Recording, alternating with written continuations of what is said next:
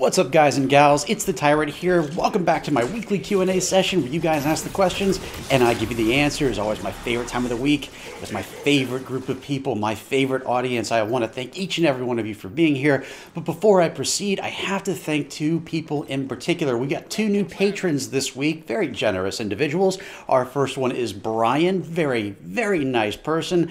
Love interacting with him on Twitter and Facebook, and now of course the premium Discord as well. So thank you, Brian. I certainly appreciate your generous donation. And our second donor this week is a longtime member of the Mythic community and probably the oldest member there. And his name fits him perfectly. His name is Old and Achy, but he's a great guy. He's a very talented gamer too. So it's great to have him here. Thank you, Old and Achy, for donating to the channel and just basically keeping up with the Mythic community in general. You're a very talented individual, my friend. For those of you who'd like to donate yourselves, just remember 10 weeks from today I'll be announcing whether or not I can continue with the channel, how the channel is doing, and whether or not I'm able to reach my goal on Patreon will reflect that decision largely. So we're about 11% of the goal. So 11%, we have about 89% to go. So I'm gonna go ahead and throw up a link here. Definitely check out. As little as $1 a month is a huge help, so I certainly appreciate it. And I also know that some of you can't afford to donate. I understand that. There are free ways that you can help the site out though. Go ahead and click that notification icon if you can. That way, every time I post a new video, you'll get a notification about it. You can watch the video, be the first to comment, because a lot of my videos have been getting flagged recently thanks to the RNG YouTube shit scanner for no apparent reason. And what happens is not only do I lose money whenever those videos get flagged, but you also don't see them in your recommendations box. So that notification icon will help rectify that. And I know that people, you know, I'm sure you've noticed that recently I've been posting a new series, and it's not Halo, so people are a little iffy if they want to try it out. All I'm asking you to do, if you can, just watch one episode. In fact, the most recent one I did is only about 30 seconds long, so definitely give it a shot. You may love it. So please give it a chance. It'll definitely help my site out too. And with that, let's go ahead and get started with this week's Q&A. For those of you who aren't familiar how this works, it's pretty straightforward. You can submit questions in one of three ways. The first is in the comment section of this video, in the comment section below.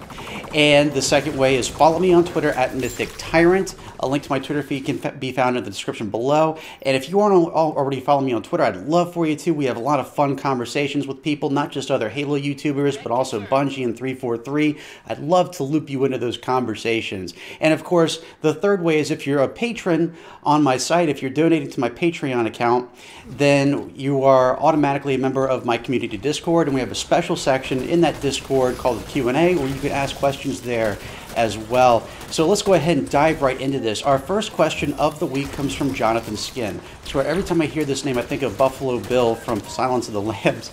And so Jonathan asks, great Q&A this week, and for next week, if you have to unfortunately abandon your YouTube channel and other related things, but Halo 6 is released and is a relatively large hit, will you come back at least for a short time? Smiley face. So that's a great question, Jonathan. I already think I've clarified some of this a little bit. I'll go into more detail when the 10 weeks is up. If it comes to that, it's basically one of those bridges I'll cross, you know, when and if I get to it. So I think people are not really clear as to why I would be leaving the channel. I think some people think I'd be leaving it out of spite, and that's not the case. I love what I do here, and it's not out of, you know, oh, people don't care about me enough, oh, it's not fun. No, it's not like that. It's a life decision. And what it basically comes down to is time management. You know, I've got a family, and, you know, when it comes to balancing out, I have to think, okay, well, you know, what's going to earn, you know, money? What's going to support me and my family? Is it going to be YouTube, or do I have to take a different career path? And I can't really do both. I've tried doing both before, and it doesn't work out that way. The videos take a lot longer to make than I think people realize. In fact, the Q&As alone, which again is my favorite video to do every week, takes between 6 to 8 hours depending on how long the Q&A is, because I have to, you know, first pick out the questions, then I need to, you know, come up with answers, then actually speak the answers on audio, then, you know, I go ahead and record gameplay. I've got to transfer it back and forth, then I have to actually go through and edit it, then I have to render it, then I have to upload it to YouTube, and it takes quite a long time to do that. So you know, and that's not even the videos that you see that I post on Mondays. My Project Monday videos take a while to do. I have to come up with an idea, then I have to, you know, actually rationalize my thoughts, you know, organize them. And then you look at the walkthroughs alone, and I'll touch on this more later in the Q&A because there's a question that talks about it, but those take a while too. And so, you know, if I'm working just a regular 8 to 5 job Monday through Friday, then that's basically saying, why don't you come home and work some more for a job that pays you next to nothing? And the answer is, it just doesn't appeal to me. I'd rather spend time with my family, and that's sort of the way it goes. Now, to give you a more direct answer, the answer is I can't really give you one. People have asked a similar question where if I reached my goal on Patreon after the fact, would I consider quitting my job and coming back to YouTube? And the answer is I take my work very seriously no matter what the job is, whether it's retail, whether it's back in computer engineering. It basically, when someone takes the time to hire me, I take that as a trust, a bond. And so I take my work seriously. As a matter of fact, all the jobs that I've left, generally here in the US, when you leave a position, it's common courtesy to give 2 weeks notice. That gives them time to try to hire somebody else. But I actually take it a step further than that. I think the minimum notice I've given for a job that I've left is 3 weeks. And it's gone further. Sometimes it's been a month. Sometimes, I think my most extreme case was 6 weeks. And it was because I wanted them to not only have that time to hire somebody else, but to train them as well, so there was no hiccup in the work. But I respect my jobs, and I respect the people that I work with and for, and that's why I'm able to maintain those relationships, you know, even today, you know, even with companies that I haven't been to in years, I still talk to those people, and I have that bond with them because there's a mutual respect there. So if, let's just say, I, you know, stopped doing YouTube, and then 6 months later, all of a sudden, wham, I reached my Patreon goal. The thing of it is, I don't want to just go into the office and say, well, people care about me again, guess I have to take off. It's not fair to them, and it's just bad etiquette when it comes to jobs. And again, I take mine very seriously, and even still, there's no guarantee that people will continue to donate. What happens if a surge comes in, you know, all of a sudden I get 1,000 donors, and then as soon as I agree to come back to YouTube, half of them decide to leave. It could happen, so I have to take that sort of thing into account. In terms of Halo 6, I'll talk about that in 10 weeks from today, but I hope that answers your question. Again, I wouldn't yell at you, Jonathan. I just wanted to make sure that everyone was clear as to what I actually plan to do and how I'm going to basically move forward on this. Again, I'll be a little bit more clear about this in February, but thank you for asking, Jonathan. I certainly appreciate it, and thank you for allowing me to bring this to light. Our next question comes from Dale Lee Mixon. Daryl! I'm sorry, I'm just kidding. And Daryl asked, by the way, the mid-season finale of The Walking Dead is tomorrow. I cannot wait. So Dale asks, do you believe we will ever get a Halo 3 anniversary? And if so, when do you think it will be released? So people have been asking me this quite a bit. I've done several videos on Halo 3 anniversary, or the perspective of one. And the short answer is I don't know. I think that once Halo 6 is done and they're running out of ideas, that it could become a possibility. You know, it's just, as I've said in previous videos, I still think that Halo 3's graphics still stand up, you know, in terms of what graphics look like today. I mean, they're a little dated, but not nearly as dated as Halo Combat Evolved and Halo 2 were when they hit their 10-year anniversary marks. In terms of when, I would say, first of all, it would have to be after Halo 6. Because they need to put all their concentration on Halo 6 right now. That should be their number one thing. We don't want to see another hiccup. We don't want to see another bare bones release like we did with Halo 5, them not incorporating things that we usually get because they didn't have enough time. So I would say after that, in terms of when particularly, I would say either the 15-year anniversary might not be a bad time, or Halo Combat Evolved's 20th anniversary is right around the corner. So I'm not sure what we would be getting for that, but you know, I'm keeping my fingers crossed. You never know. So that's a great question, Dale. Thank you. Our next question comes from Caramel 4, and Caramel asks, for the next Halo Q&A, what character from the books would you like to see explored more in the games? Me personally, I would like to see Kurt.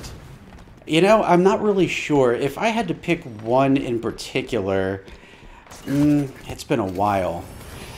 I don't know if he means that it's someone who could have never been in the games, but I would say a character that I'd love to see explored in a little bit more in depth would be Captain Jacob Keyes.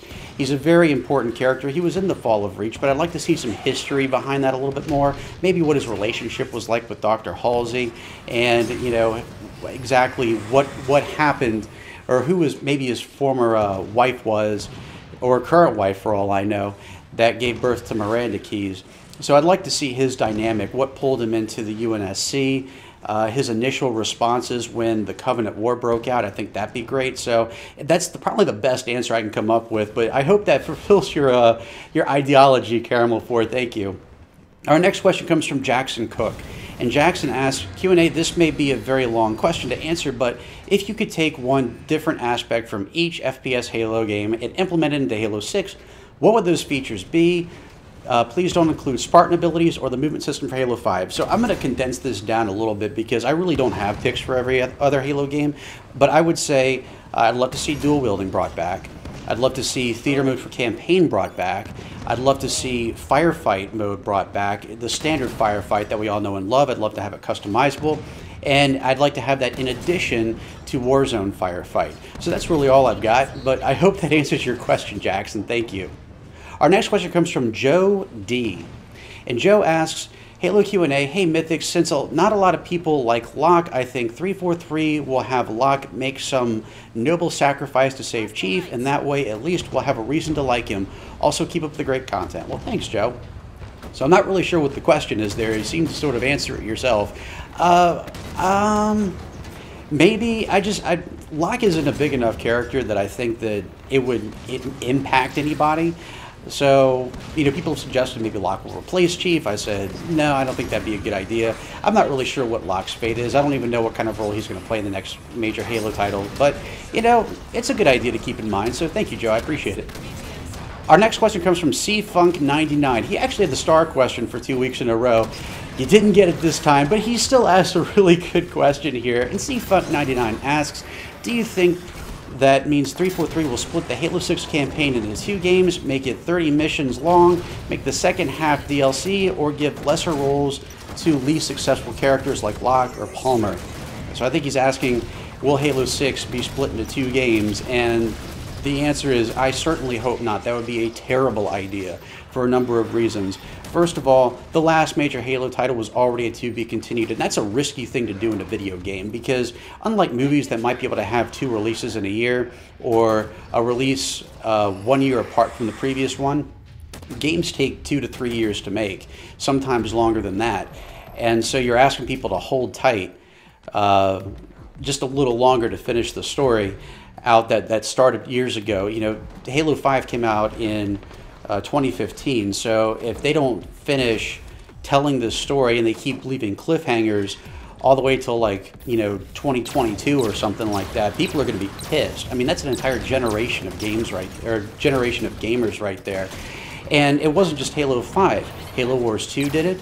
The expansion for Halo Wars 2, Awakening the Nightmare, did it as well. So we've had a series of cliffhangers, and it's not really something gamers like. Again, it can work for TV shows or movies, but it really just doesn't play out well for games. So I would say that'd be a terrible idea, and I hope they bring things to a close with the next major Halo installment. They can make 30 missions for the game. I'd be fine with that, but just make it 1 game. So that's a great question, CFunk99, and thank you. Our next question comes from 3,489,210 views. I kid you not, that is the name I'm looking at right now. I'll give you props for originality, though. And I'll call you 3 million for short. So 3 million asks, when are you going to post more videos of Halo 5 Mythic difficulty walkthrough? It's been a week since you last posted one. I don't really care about dinosaurs. Oh, that is a kick in the groin right there. So I'll answer this question in 2 parts. To answer your question about the next guide, it's not that I've postponed it so I can post different videos. It's the fact that these guides tend to take a while to do. Keep in mind, if you haven't tried Mythic difficulty before, you're in for a ride. When it comes to making guides, you know, I take it 1 mission at a time, and it can take longer than others. You know, with the current mission I'm working on, which is Reunion, there's a crazy phantom skip that is really simple on lesser difficulties, even legendary to a point. But Mythic takes it to a different level. So when you start factoring in the catch skull, when you start factoring in black eye, when you start factoring in blind and iron and whatnot, it takes on a new role. And so it's something that I've been working on for a while because I want to get it down to a science. In fact, in the premium Discord, I've described the technique and people are like, whoa. Even just the jump alone is about 6 steps that you have to do in about less than a second. So it's something I'm working on. Fortunately, with my 2 attempts last night, I was able to successfully do it on Mythic. I think I've got the science to a near perfection at this point. So hopefully I'll get it done by tonight, which means I can post it tomorrow before the community game day. And then you'll have your next chapter. In terms of the dinosaur thing, I'm sorry you're not a fan of it. You know, dinosaurs were my first love. And since there's really not a lot of Halo stuff going on right now, I wanted to create a new show that revolved around something else that I care about and could potentially open up the channel to a wider range of individuals. You know, I'm sorry you don't like dinosaurs. I don't know if you've seen any of the episodes yet. If you haven't, you know, I recommend giving it a shot because it's not just about dinosaurs. It's about half and half. I'll teach you about a new dinosaur in most of the episodes, and then the rest of it is basically tips on how to play Jurassic World game. So it's still technically a gamer video, but you get a little knowledge in the process.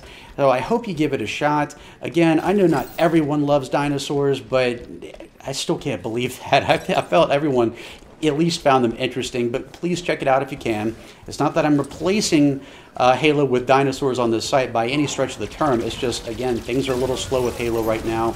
The Mythic guide, I can't guarantee when one's going to pop out because I think people are under the false impression that I just load up my Xbox and boom, I cough up another guide. It's not that simple. I may make it look that simple when I'm actually talking about it and releasing the guides themselves, but there's a lot that goes on in the background that most people don't see. And I'll explain that in a different question that somebody had later, but I hope that answers it. I encourage you to definitely check it out, my new dinosaur series. Hopefully you can find some enjoyment in it, but thank you 3 million for asking that. I certainly appreciate it, and I hope that answered your question.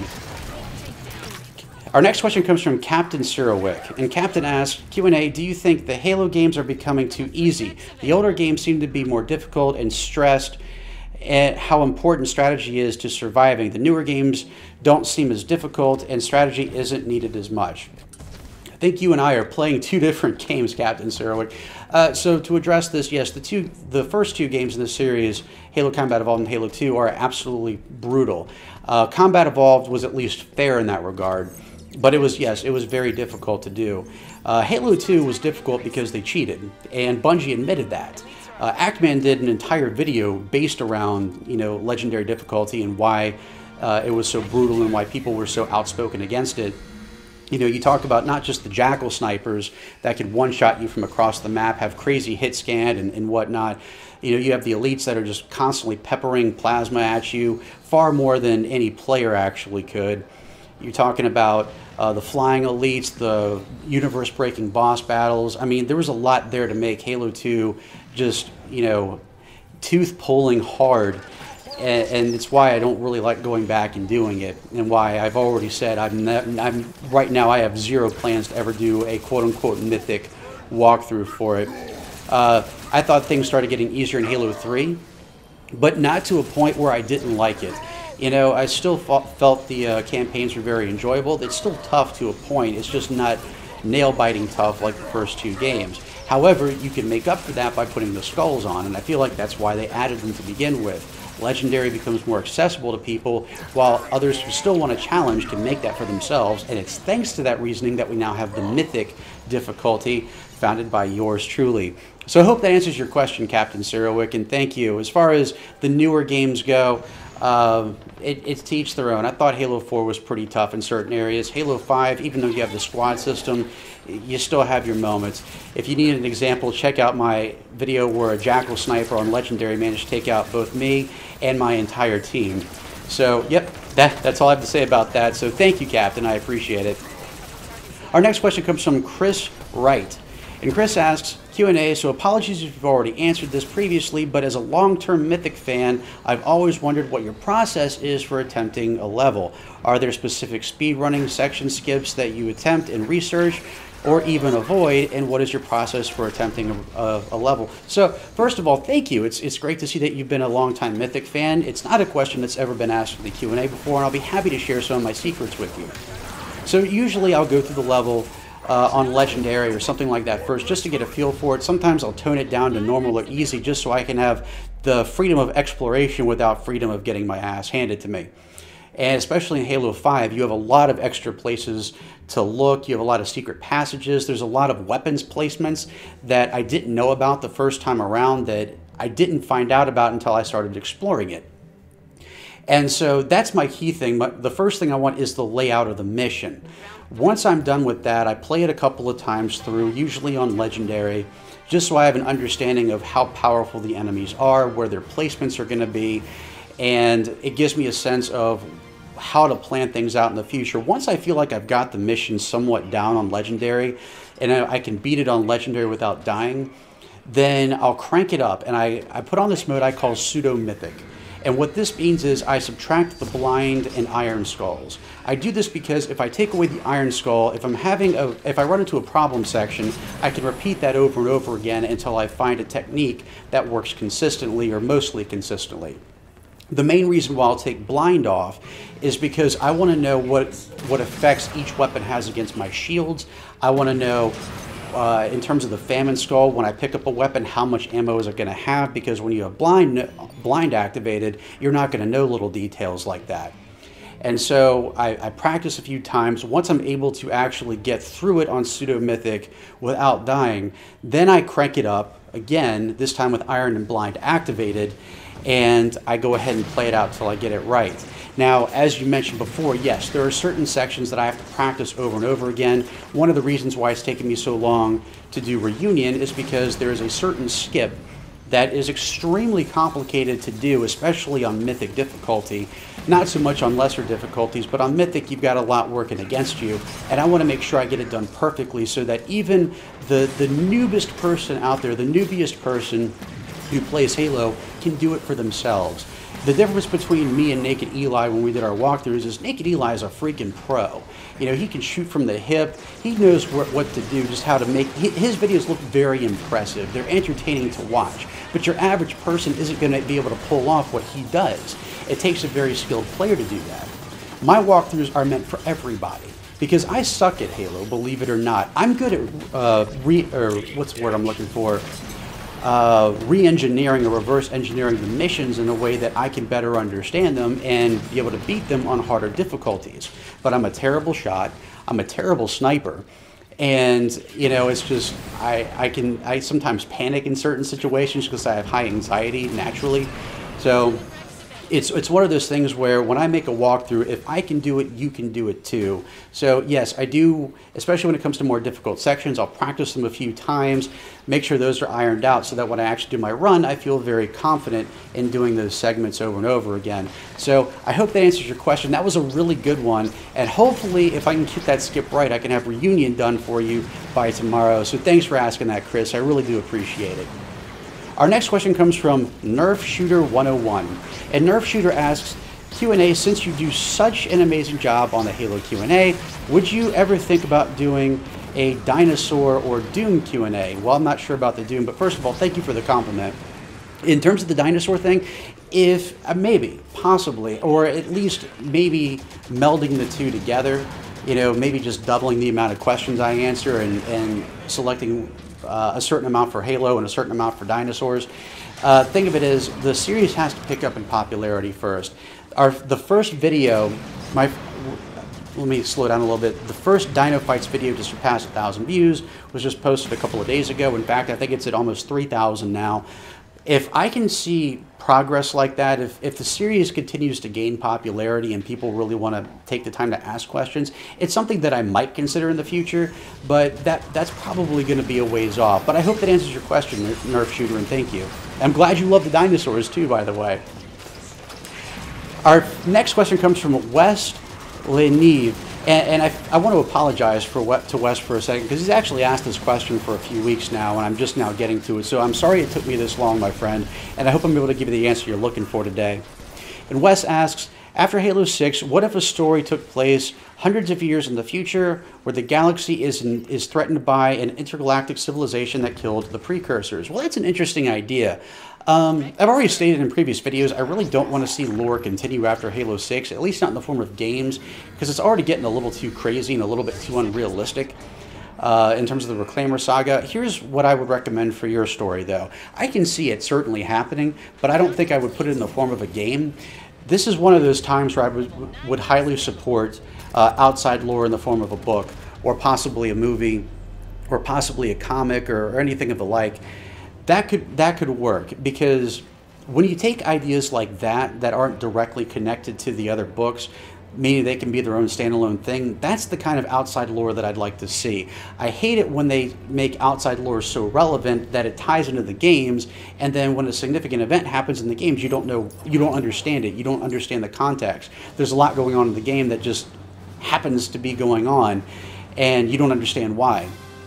And I think your idea would be a perfect example to actually showcase to 343 and the authors that they hire, the ghostwriters that they hire to do their books. I think that type of idea would be a great thing to pitch to them and say, this is what you need to do for outside lore, not what you're currently doing. So that's a great question, Wes. Again, I love the idea. I don't think it'd be a great game, but it could be a great book. And our final question of the week, our star question, comes from Maximum Rage Quit. And Maximum asks, why is it okay for Halo 5 fans to want a Halo 5.5, but not okay for me and others to have Halo 3.5? Ooh, this is a good question, but before I address it, I want to take a second to thank Maximum Rage Quit. I want everyone to give this guy a pat on the back. I'm doing it right now, because this is a way you phrase a constructively critical comment, or constructively critical. Rather, I've had people say, oh, I'm a sellout for liking the current Halo games, and not giving enough credit to some of the past ones. And, they just rage on me, they troll me like crazy, but Maximum Rage Quit manages to actually be constructively critical. And so it's a question, well, I should say, he makes comments and questions that I can respect and I can debate on. And one of the things that I love about constructively critical comments is that we can have a debate, we can have a discussion. And what I love about debates is that, you get two people together with opposite points of view, and as long as you keep it civil, I feel like both parties walk away learning something new and gaining some additional perspective. And Maximum Rage Quit is definitely someone to look towards, a great role model in that department. So thank you, Maximum. I do want to thank you for that much. To go right to your point, though, it is okay. There's nothing wrong with it. I think I've been misconstrued in the past by saying, no, this is the way it is now. You're never going to have it the old way again. But the reality of it is, there's nothing wrong with liking the old methods. I mean, I've said before, I love, Halo 3 is my favorite Halo game. Combat Evolved is a very close second. They were tied for a while.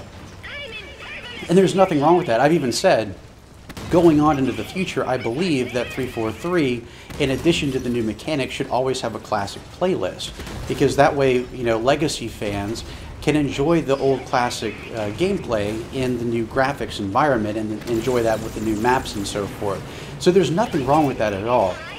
I think what I'm trying to get at here mostly, let me first start with why I like Halo 5's movement system more than, say, most people out there. What you have to stop and consider is that prior to Halo 5, the games that I was playing, or games that I were playing, were Halo 4 and Halo Reach. Two games with what I hate more than anything in terms of mechanics in Halo, and that's armor abilities. I think that was probably one of the worst decisions I've ever made, or I've ever seen made in Halo.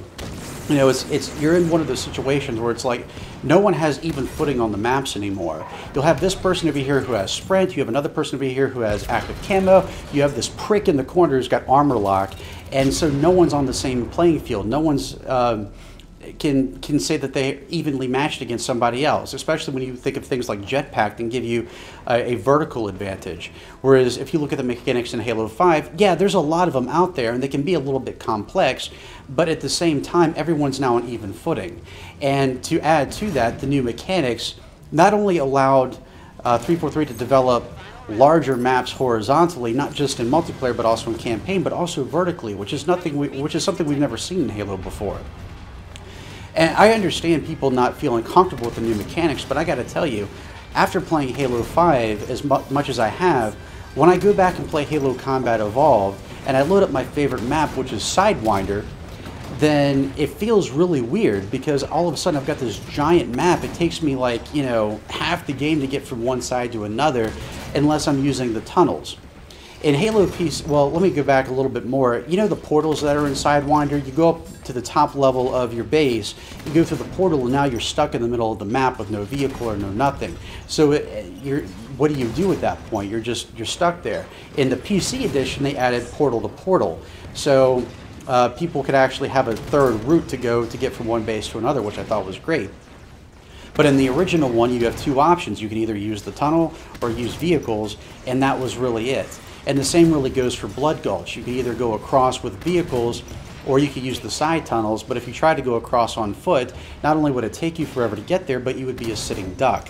With the new features, they can make larger maps that you can traverse without a vehicle if you choose. It still takes you longer to get from point A to point B, but you're not quite as much of a target as you used to be. So I think these are things that have mechanically grown as time has gone on and video games have progressed. I think what they're trying to really do now is keep up with the other franchises. Remember, when Halo 1 through 3 came out, Halo was the leader of the pack. They were the frontier. They were the dominators of the industry. There's a lot of competition out there now. And so now that Sprint has become more mainstream, different abilities have become more mainstream, you know, 343 is trying to keep that uniqueness while also keeping the speed of other games. You know, when you look back at the original Halo Combat Evolved, yes, it's still a lot of fun to play, but at the same time, it feels a little dated compared to what you have available to you now. I'm talking about not just Call of Duty, I'm talking about Titanfall, I'm talking about Battlefield.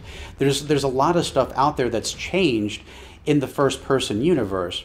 And I feel like they're just trying to keep up with it at this point, because if you have the old classic movement system, again, it's fine for a lot of people who love the legacy games, but for newcomers who are coming in, the new generation of gamers that are coming in, they're going to look at it and say, this plays too slow.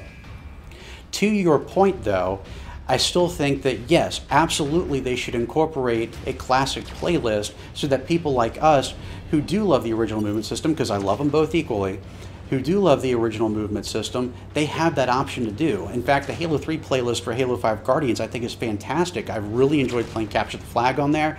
I love the remakes of Snowbound and Battle Creek. And I haven't really gotten to play a lot of the classic playlist yet, not as much as I've wanted to, but absolutely I think that they should have that there for people who love the legacy environment. In terms of the advanced movement system, I've enjoyed it greatly for campaign. You know, whenever I go back and play the originals, I'm not used to not having sprint, and so whenever I get cornered, I'm like, okay, well, I can just run faster. Oh, no, I can't. And it's nice to have those extra abilities when fighting the Covenant. Again, I don't know if you're referring more to campaign than you are to multiplayer or vice versa, but hopefully that would basically satisfy both sides of the board, because, again, I hear you. There are people out there just like you who say, hey, they had it right the first time, and I think you really do have a point. And to that end, they should have a place for you in those games, as well as those older players who miss those types of games. But in terms of making the whole game around that, I think that would be a mistake. I really don't think that new generations of gamers who come through, as older generations of gamers begin to retire or find other hobbies or interests, I don't think it's going to get a lot of attention. But I do think there's a way to incorporate both to make both sides happy. I'm not sure if you agree with that or not, but I would love to hear your personal opinion about it in the comments below, because I know if anyone can be constructive about it, it's you, Maximum Rage Quit, and I really appreciate the way you phrase your questions and do so in just a very polite and courteous manner. So thank you, my friend. I appreciate that. And you guys let me know. Is it possible for both legacy Halo fans and current Halo fans to get along? Can't we all just get along?